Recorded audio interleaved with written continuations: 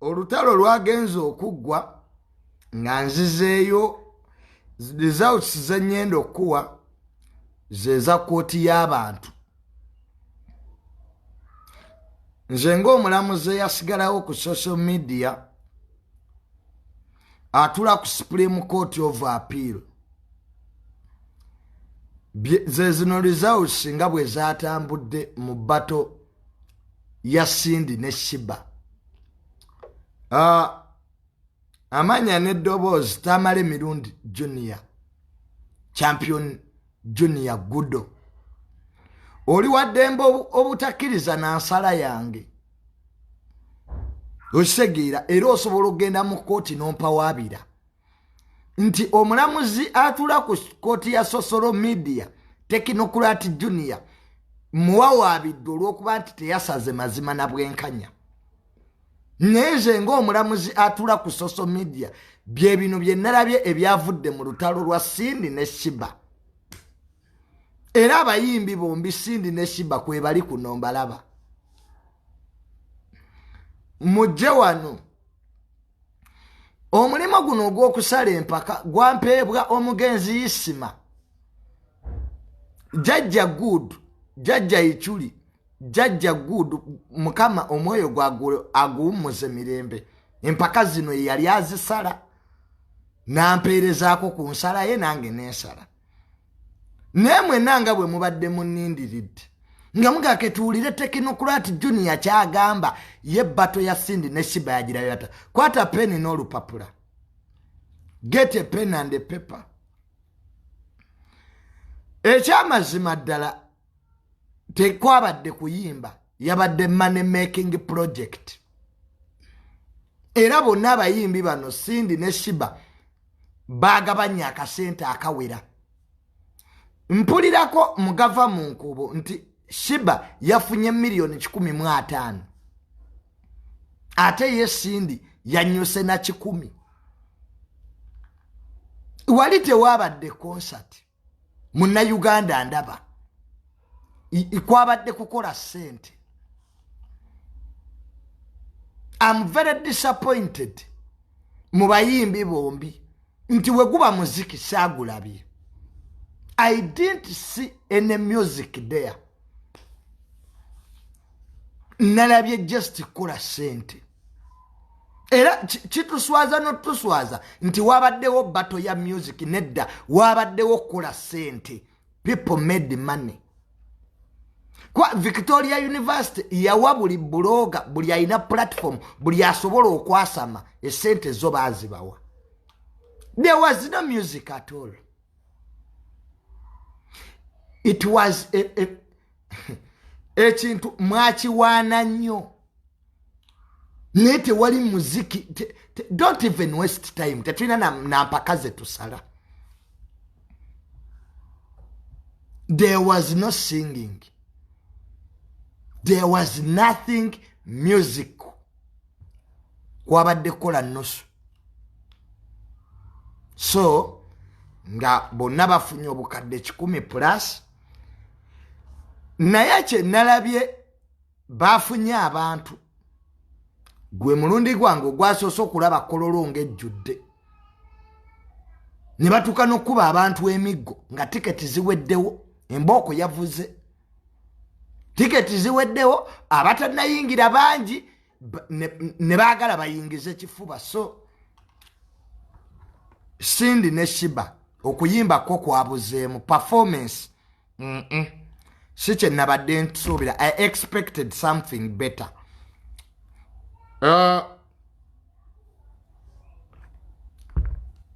Byebyo.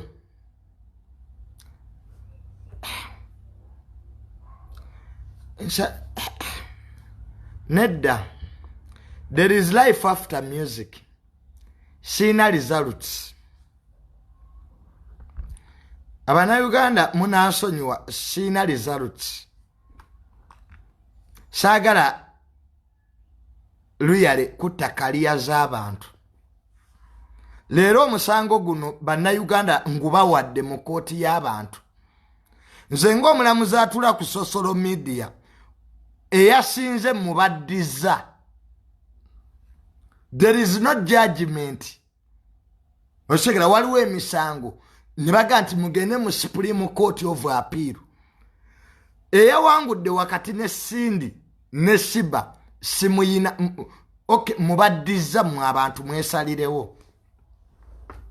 Kasita nammwe muyina amaaso nammwe mwabirabye. Naye nze kunze salabyewo music. Salabyewo music. Naye omusango ngubaddiza. Bob Wine yaga nti omusango guno kangusindike mu kooti y'abantu ngusindise mu kooti y'abantu because there is life after music. Junior sagala kubanga ntambula bampa obutwa. Osegera omusango guno gulimu nnyo ebbugumu ly'amaanyi. So nze nga omulamuzi atula ku social media Court of Appeal tewali judgment teri siina yawangudde bye byavudde mu kulonda kati kisigale eri mu abawagizi. Bw'oba owagira Sheebah ye yawangudde, bw'oba owagira Cindy yawangudde.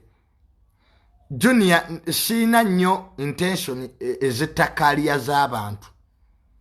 We are all Ugandans and there is life after music. So siina gampa butwa. So indirectly I'm saying omusango guno ogwa Sheebah ne Cindy ani yasinze nguzinze nenguza mu kooti y'abantu nga principal bwe yagamba Bob Wine mbwagutadde mu kooti yammwe. There is life after music. Sijja kufa tubango jovuma omuyimbi w'abali. So I'm speechless today.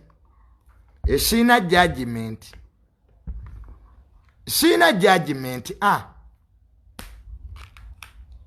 Nenga Sheebah twamugamba kye yakoze nti ayimbe CD. Simanyi oba yagenze ne flash. Kwe bya live performance byo sabitegedde bulungi. Nali wano ne bagamba Sheebah agende ne flash. Bw'aba teyakikoze. Sina nnyo nange era kyensobola muyamba. Kwanza nali nkitegedde nti Cindy tetusobola kumukuba ku live performance ne mugamba Sheebah genda otwale flash oba 20 GB. Ntiddemu kubanga bye nawulidde mbu simanya byabadde bya live. Ate ng'omuyimbi waffe Sheebah gwe twali tuwagira ebintu bya live ebyo sibi. So kankomaawo kubanga finally siina era kyenjogedde. Omanya abawagizi ba Cindy mutusindiikiriza mbu wabirabye batya nze alina amaaso go guwabirabye otya. So nenze Junior munnange kasita aba Sheebah tuyina mansion tunaatandikirawo kasita era tuyina ennyumba mwe aba Cindy temuyina ebintu bya music really. So siina judgment.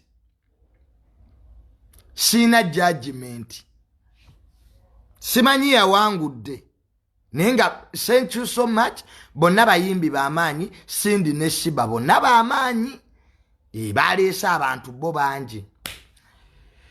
Junior she wasn't live. Yabadde dead.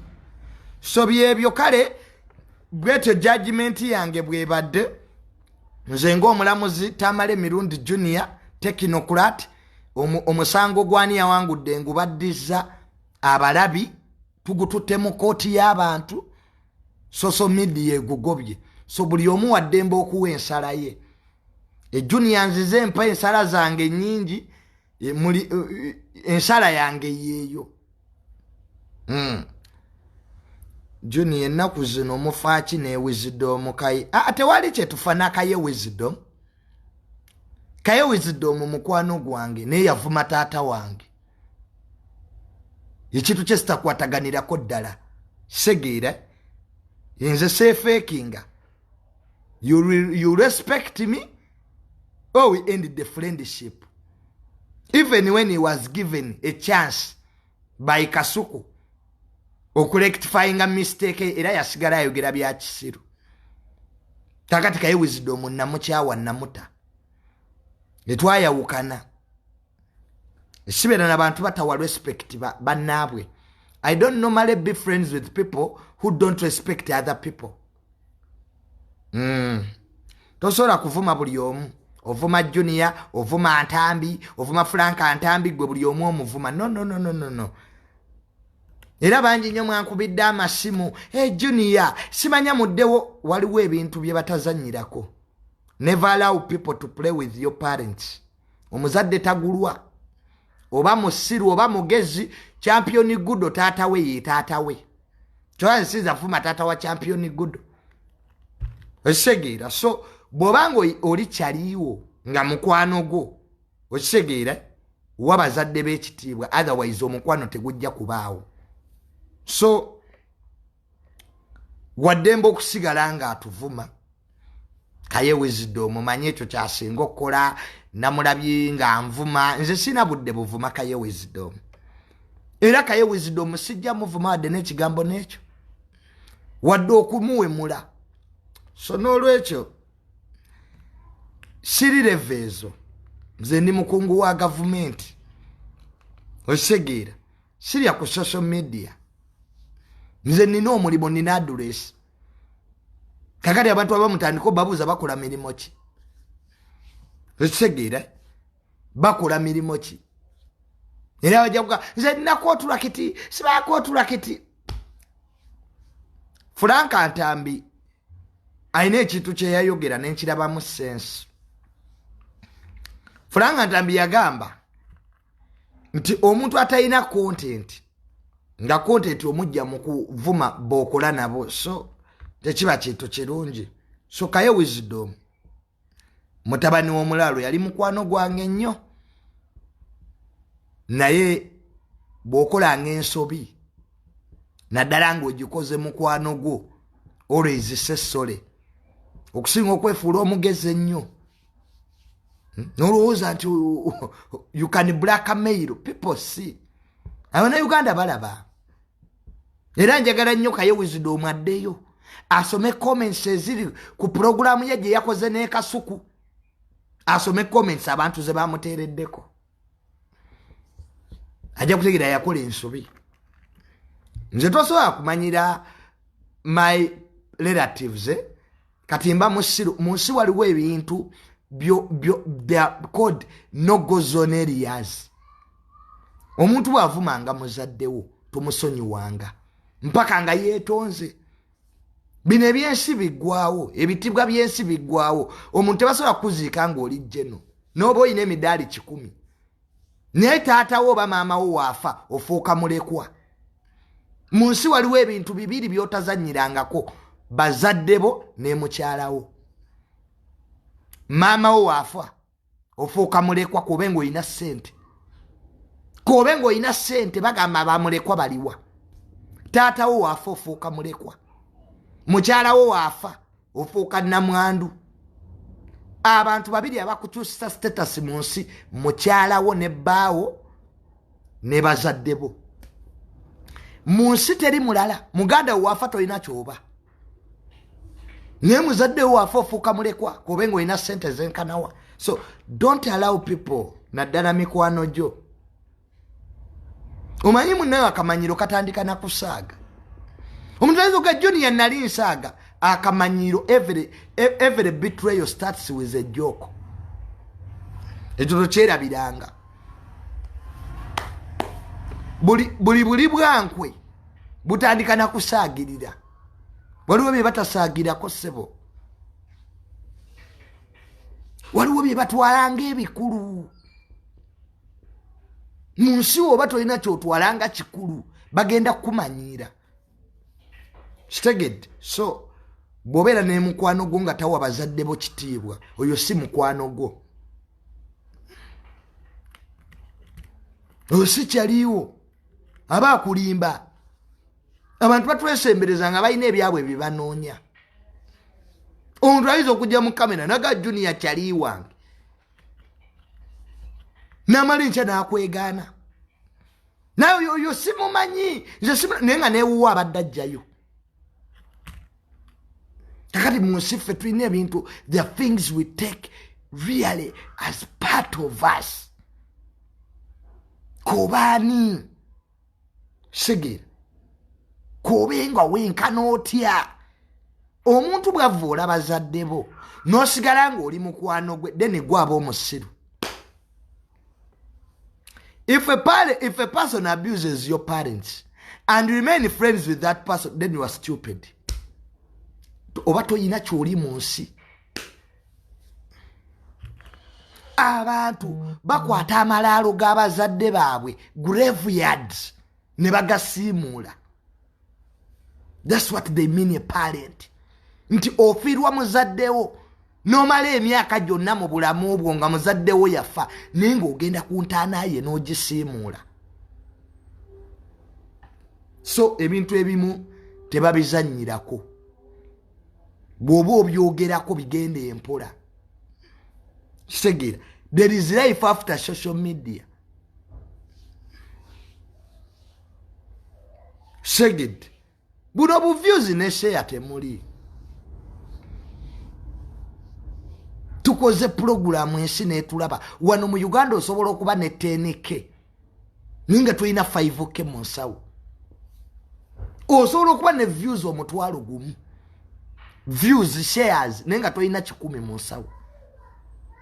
Kaanize we nabitegeera nalina okufuna omulimu mu ttaka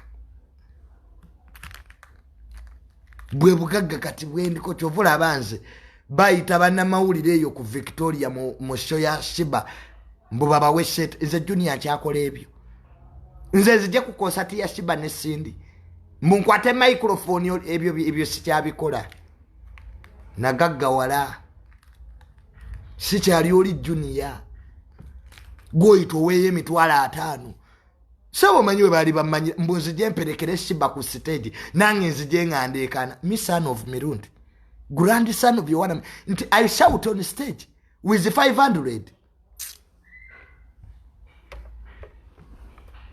eyo level nagivaako dda bw'oba toyina bukadde butano tonsitula wange awo navaawo dda Junior awo navaawo dda wange nzije ku stage ndeekaanenza me ebyo nabirekera ababulooga batalina mirimu esegera be balina okukola ebyo naye nze Junior nti I come shouting. Sheebah yafunye milioni 15 Cindy yafunye 10 nze ninako mmeka wama Donzera nkutumiddeko nnyo tugenda kuba ku birthday ya Donzera Dubai awo mujje mulabe kibayita sente. So Donzera Emirates gye yampadde naye nagana atambulira mu nnyonyi moving through the plane ate naddala nga ntambulidde mu Emirates abantu balinya Air Arabia ne bafuukira ensi ekizibu.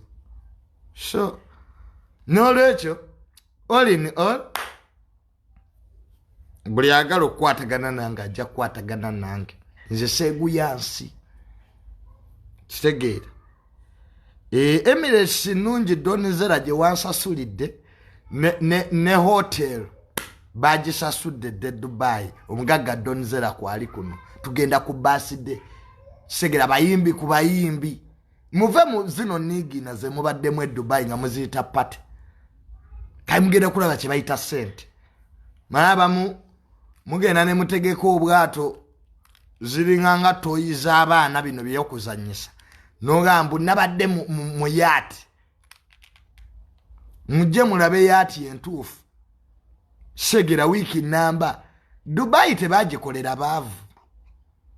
Dubai kibuga kyabagagga talina sente togenda naye akati tugenda Abu Dhabi tulambule Dubai kakati gwe wagendayo kulambula nomala nofuuka refugee mu ggwanga eryo zonewunya n'ekibazunza nga temuyina ssente.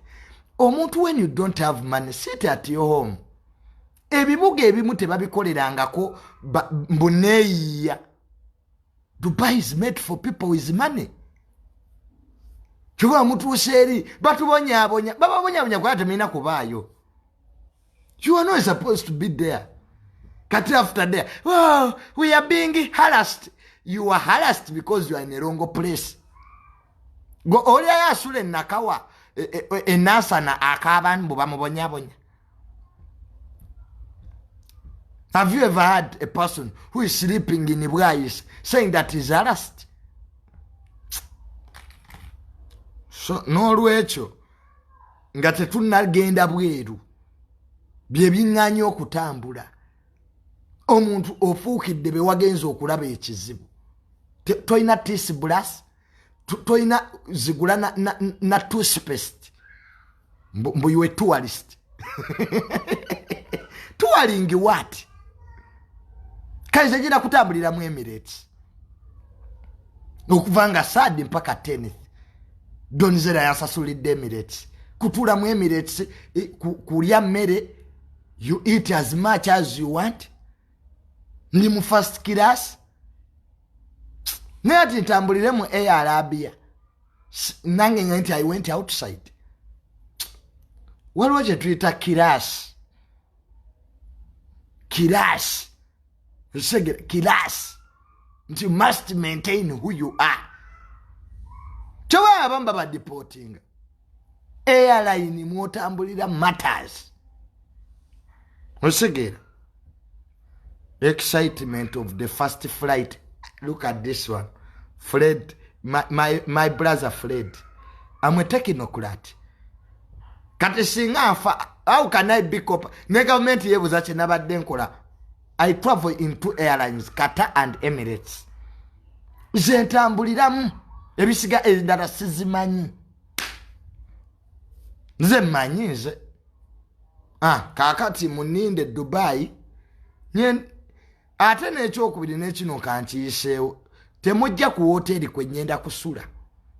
Mwaba nawe mwina nnyo akamanyiiro. Hey Junior, can I take a selfie with you? Please. I'm an international tourist.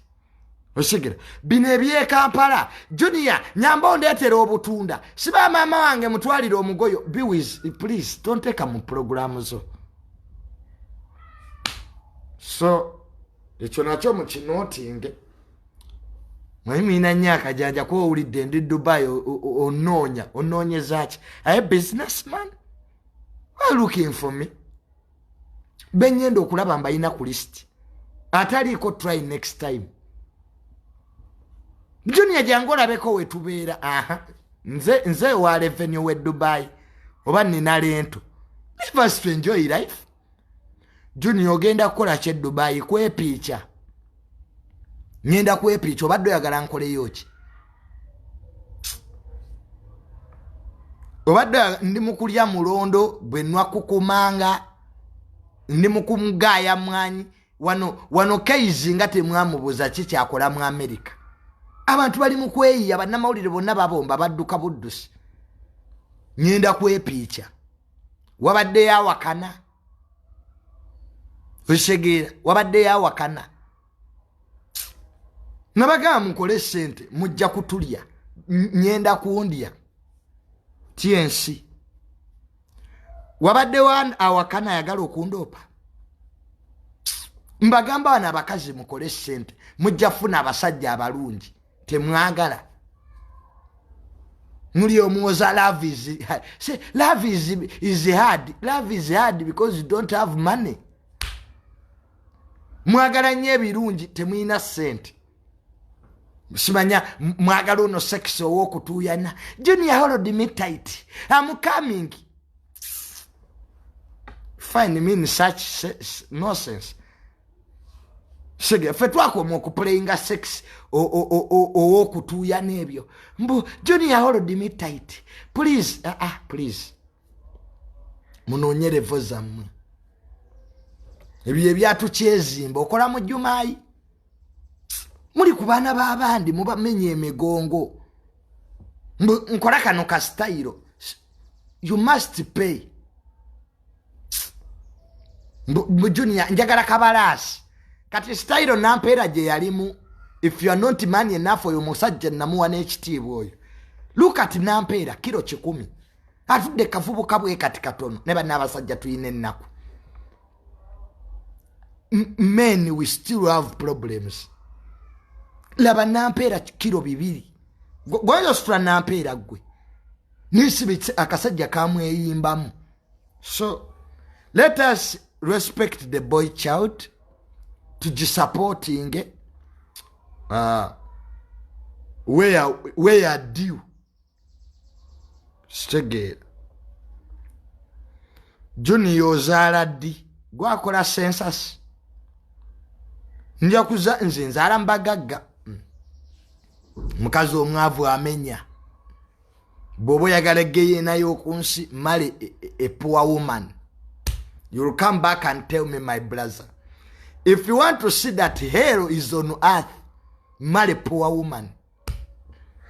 Bobo yagala kulaba nti egeyena liri kunsi waso mukazi omwavu.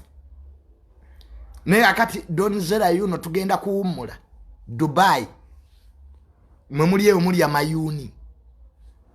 Ha! Muli ya mayuni. Oli makindi yo utabigere. You think that's life.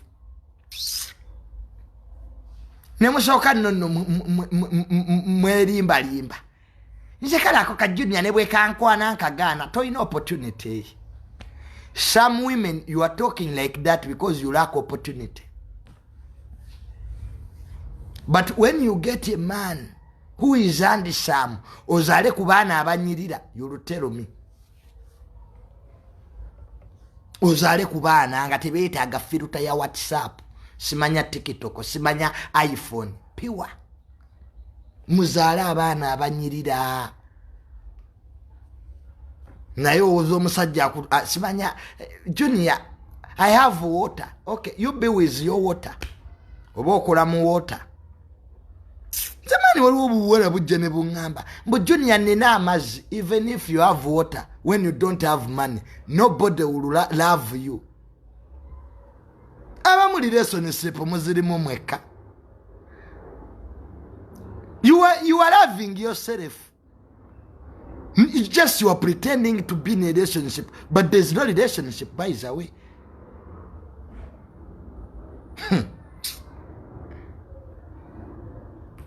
Baba Chawada, you have just refused to accept that nobody will love you. So bakadama abali eyo make money. Nze kadama ina sente kwa account is better than omwana omunayuganda nganyirira ngali one. Olaba nampeera ina buli kimu self contained bamutwala mu toy. What about you? If nampeera because nampeera ka video she was self contained bamutwala mu toy a toilet. Kati gwe toyina nyashi beauty zero empisa toyina gwe munaku kati ani agenda okwagala madam. Aha ekyo bugagga kyoyina mazzi. The only thing you have is water, as if you are rain. Keno sabe omulimo mu ministry ya water. So n'olwekyo nze ebintu bya relationship mbiraba bulala. Money first. So kumpe back account yo wano. Ako okuzaala abaana ababona ne mujuliza mu 7. Mu 7 yatukubye obwavu. Twale eri kitawe yatakolerera. Your parents didn't work for you. Tonenya mu 7 wano. Amini bwe yaliko family yamwe yali ngaga. When Amini was the president. When your bote was the president, was your family rich? Abamu obwavu bwansikira no. You are inheriting poverty. You are here now blaming Museveni. But Museveni yatukubye obwavu. Did your grandmother or grandfather get Mairo in the Buganda Gundi 1900 Buganda Agreement? Your family has been poor since colonial times. Now how can you tell us that Museveni, who is the trouble causer? Alise muri namwe. you just don't want to accept that you should work hard. Wano amini bwe yaliko family yamwe yalina sente. Museveni simanya atukoze bubi. Simanya Museveni atukubye obwavu. Your poverty is genetic. It's in your blood. Sege. Unakola nnyo. Gende wa pastor Bujinga akusabire. Bob Wine yakozesezza olulimi olwayawulayawula mu bantu. Ebivulu bye babiyimiriza Bob Wine. Ekisooka kyo Bob Wine ayina abantu. Era kuva dda Bob Wine abayina. Principal Junior sibagamba nti Bob Wine talina bantu. Ne mu kalulu akawedde era principal yabayina. Era Bob Wine we yabadde embalala natiddemu. Sajja kyo kirina abantu. Bob Wine we yali embale. I saw very many people. But mwena abagamba nti principal ayina abantu. Kituufu naffe tukikkiriza. Bob Wine era ne mu kalulu akawedde yabayina. N'Abannayuganda mwina ekintu kimu kye mwerabira, which is actually important, is President Museveni president wa Uganda kubanga bantu oba kubanga majje? Is it military or votes? Akitegedde kubira mukama engalo ez'amaanyi. The political argument in this country is not who has people. Bob Wine has been with the people, many. On the ground, I accept. Era bajja kweyongerako. But is it who has people or who has the army controls the state? Is that right? Gwegenda ogale spasiyo yange etaita mu masasi. Enkuba eri mu kutonnya muli wano muyimiridde. Njaba goba wano. Kati singa enkuba yeyingira mu motoka yange mungamba mutya. Emotoka eri amadi gye nvuga teyagalira ddala kintu kiyitibwa nkuba. Nagigulira akaveera bagibikkeko. Bali wano bantunuulidde. Now what if rain enters my seats? Mugenda kuŋŋamba ki? Mukwata akaveera mubikke ku motoka yange. Nvuga amadisipasiyo teyita mu masasi. Enkuba eri mu kutonya biri wano bitunudde. Mu kifo ky'okugibikkako akaveera. Ezo emmotoka eziri amadi buuza Bob Wine tezaagalira ddala kintu kiyitibwa mazzi. Because amasannyalaze. This electricity eri mu mmotoka eyo.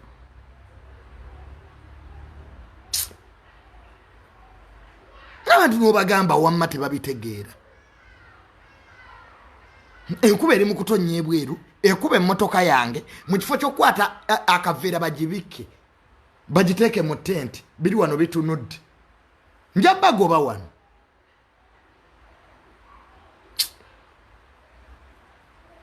Osegeera wamma bwe nali ntambulira nga sinagula mmotoka nga mwali temuŋŋamba mbu nnimba. Bwe namala ogula sipaasiyo yange eri amadi kati lwe nnimba. Nasaze n'omusajja sebo wa taxi n'anvuma. Gwe naawe ejjayo akamotokako. Namugaye gwe human. Do you know how much this car costs? Ogiyita ya bulijjo. N'ekyo ngula endala. Bampisaamu amaaso. Shege, I'm going to buy a new car. Kirabika Abannayuganda mumanyira lwa sipaasi eno. Let me say it. Ono bw'otuuka mu meeting tebakuwa kitiibwa. Kanyongereko ekigambo amadi buli omu wakirabira. Segera. Let me buy a new car. So, what I was saying, that my brother Bob Wine has people. But mu Uganda, okuba n'abantu si kye kikufuula president. This is a military state. Mwasomako ku communist China. That's what I was saying, that Bob Wine ajja kuba n'abantu naye mukijjukire abali mu gavumenti era ffe ababala akalulu. Okay, we are the ones who count the votes. Chairman w'Electoral Commission era President Museveni yamulonda. Kakati Bob Wine abeere n'abantu be, President Museveni asigale nga yabala akalulu. Ani akola akalulu? Is it the one who has people or the one who counts the votes? That's the biggest question. As long as Mr. Museveni is still the one nga yalonda chairman w'Electoral Commission, don't expect change here. Bob Wine alinga omwana ku ssomero omugezi. Naye nga teacher amakinga ebigezo tamwagala. Do you know that 90% of the intelligent kids bagwa UNEB? Oyaita abana abagezi bangi bagwa UNEB. Ka obugezi bwo wali wabupima. Omanyiti oyinza okuba omugezi UNEB n'ekubba.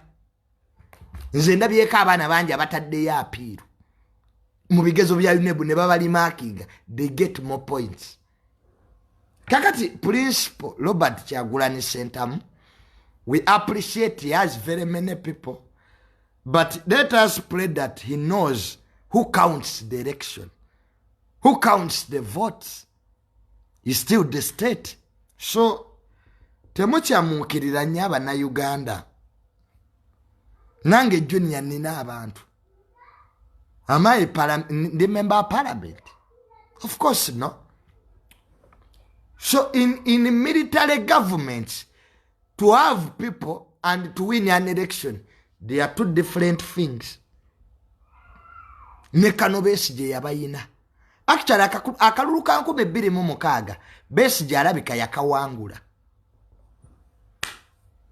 Do you know that 2006 election, I think Kano Besigye might have won.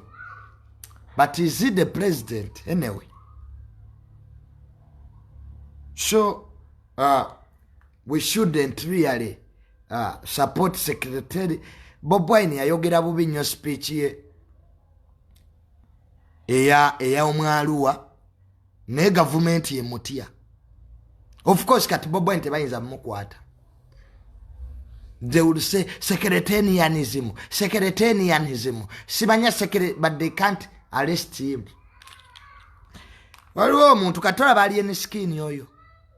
Nze nali nvuma ali eni skin ne mwesonyiwa. Waliwo abantu abayina favor mu Uganda bali basatu. Asooka ye President Museveni.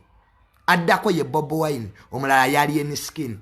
I don't think there are people in this country who are favored than those three. Nchovola babuli avuma ali eni skin agudde. Ebivumo bye bavuma Wisdom kaye. Singa yali mubazinga nze yandivudde kwali yeni. Ne bali abasanyuka balabika be bamuwabya.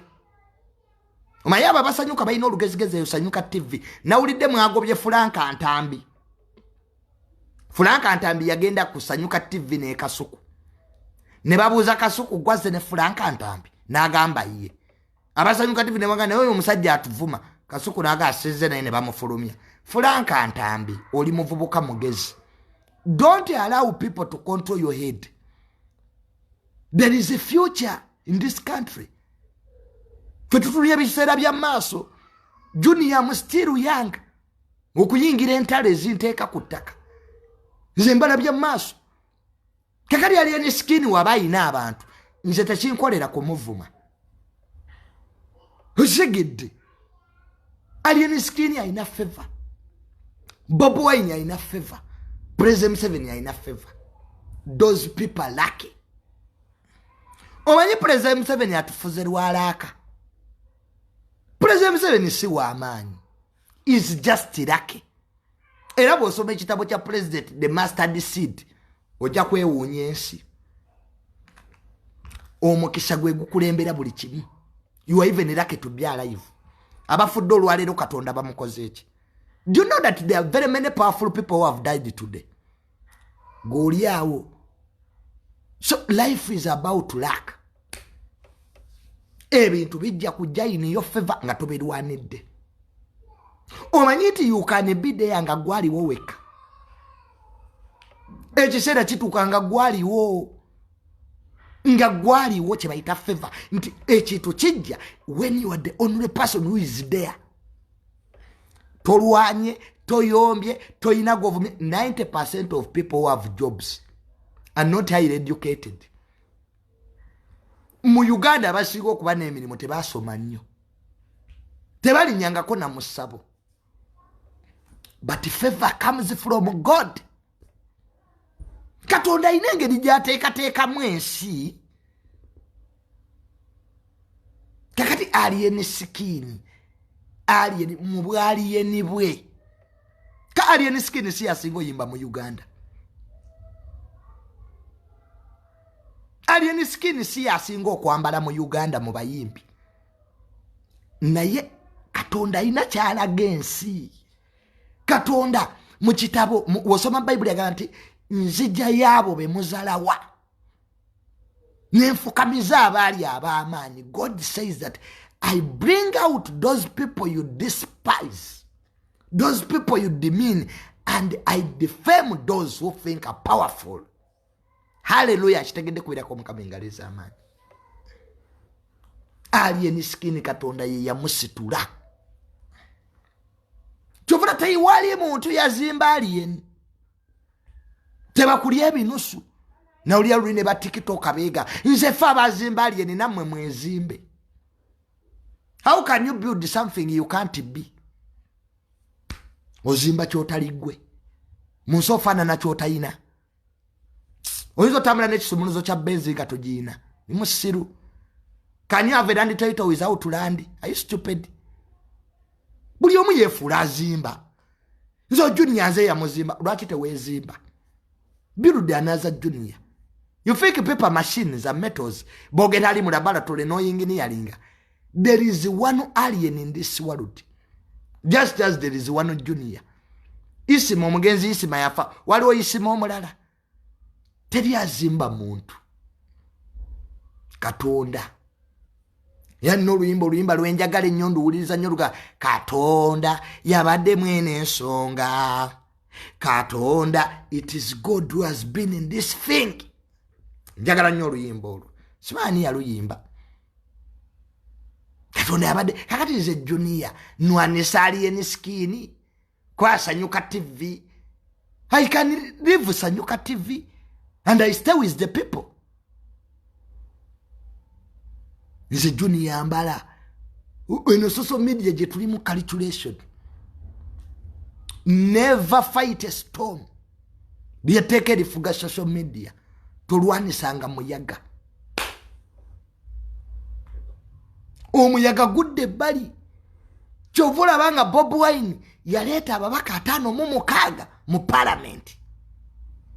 It was a storm. President Museveni ekyamuonya, he has the army. Bob Wine yali wabulabe nnyo because Bob Wine represents the youth. The president had to come in with full military force to instill his authority. Kakati bana ababaka vice president w'eggwanga ne bamukubaka lulu. Honorable Sekandi. Think this is a joke?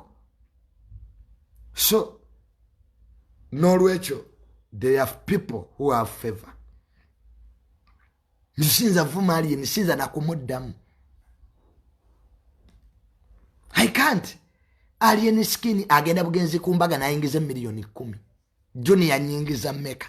Omayinga tonna lwanisa muntu soka wepime. Mwanyi babuloga kye kibaleetedde obuzibu oli munaku. Opangisa.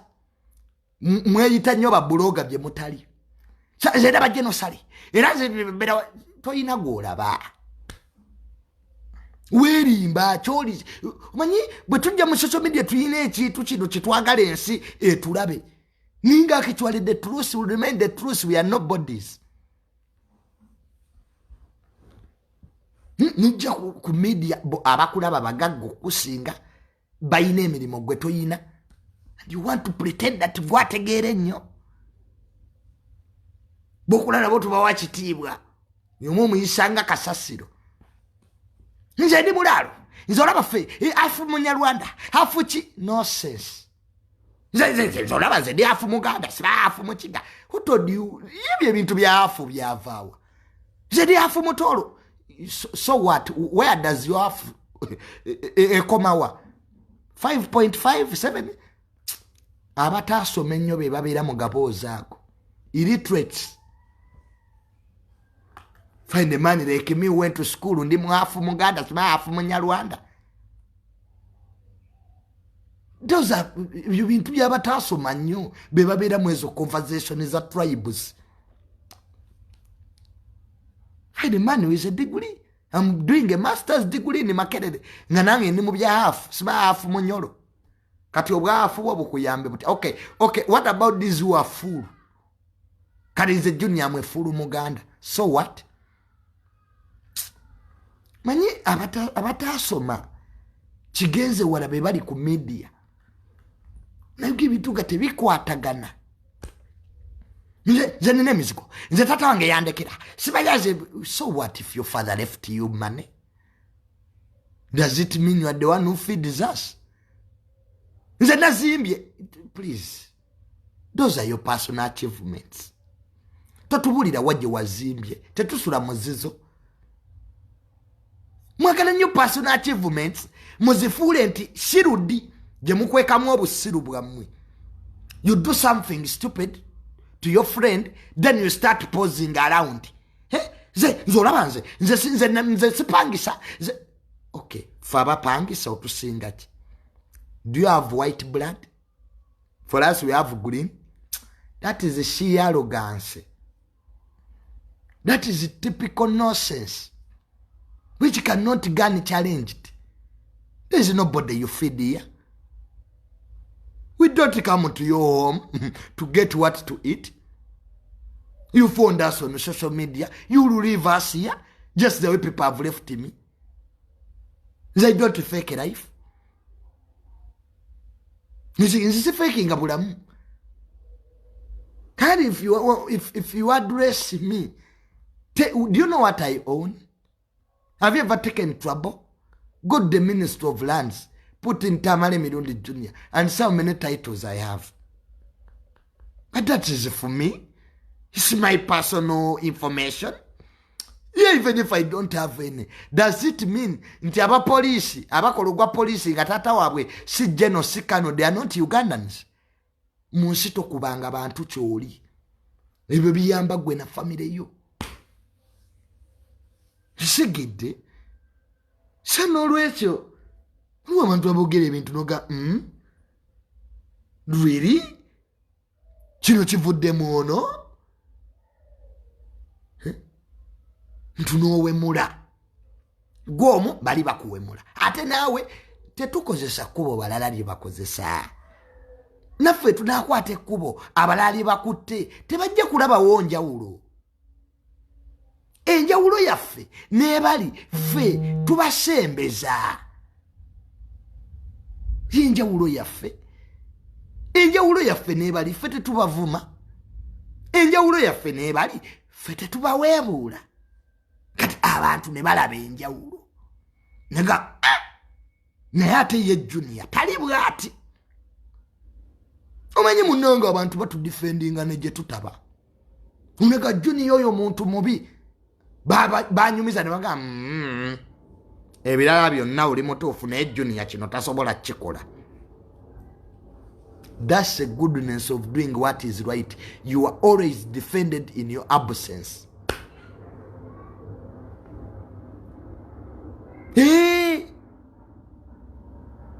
Ebinene bisingana timba tesiba njovu. Gwolabyeko timba esiba enjovu. Ebinene bisingana sirabanga ko timba mu bulamu bwange.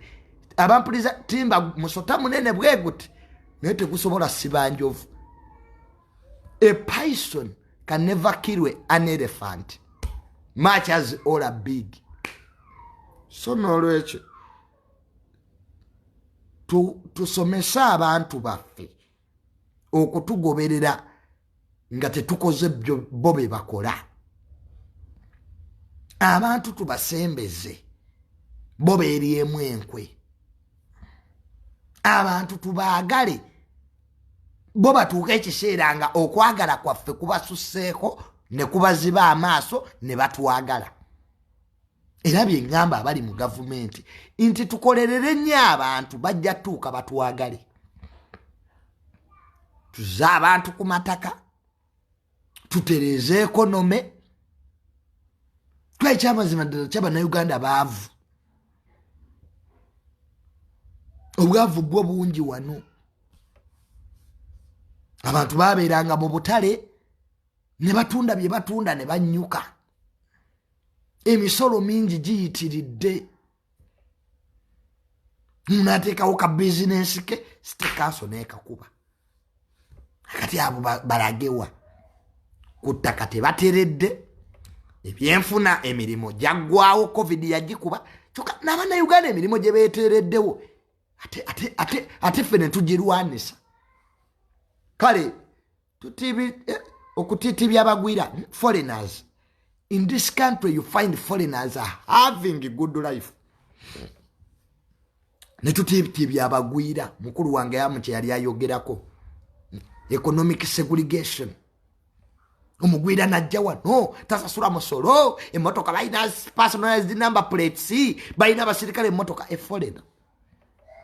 Ningo muna Uganda agwa ku accident nga ambulance tewali. So n'olwekyo ebya bato ya Sindi ne Sheebah nabimaze. Nabagambye omusango nagusindise mu kooti y'abantu. Junior sobola kukuba muyimbi omu against the other. Ekiriwo Sindi ne Sheebah they all got money. Edite yabadde music concert, yabadde money making project. Bamawulire abamu baafuje sibonna batadde sente zaabwe. So it was money, not music. So sijja kusukawo wano naye nga mbaagala nnyo. Nkimanyi muli disappointed, mubadde mwagala nzije wano nvume Sindi. Bato yawedde. Nammwe mwalabye mwesalirewo. Kati lwaki olinda nze? Sebonzo njokyese nsanga abawagizi ba Sindi mu bbaala bankube banzijemu ebinnywe. Bato yawedde. Bulijjo ovuma Sindi nga bato tennatuuka. Kakati yawedde. Nokia na iPhone mwesalirewo. Nammwe muyina amaaso. Katonda balina amaaso naye tebalaba. So open your eyes. Make ya kwa wano waliwo abawagizi ba Sheebah nga n'onabaga nti Sindi yasize tebajja kukkiriza. Wanera nina abawagizi ba Sindi nga n'obaga Sheebah yabawangude, they will not accept. So nze ng'omulamuzi wa social media, I always bring back the question to you, who won? Kugwani yasinze. Buli omu ayina endaba ye ebintu. Kaka n'olwekyo omusango gwa Sheebah ne Sindi kwani yasinze tuguzizza mu kooti y'abantu. Ugandans, decide for yourselves.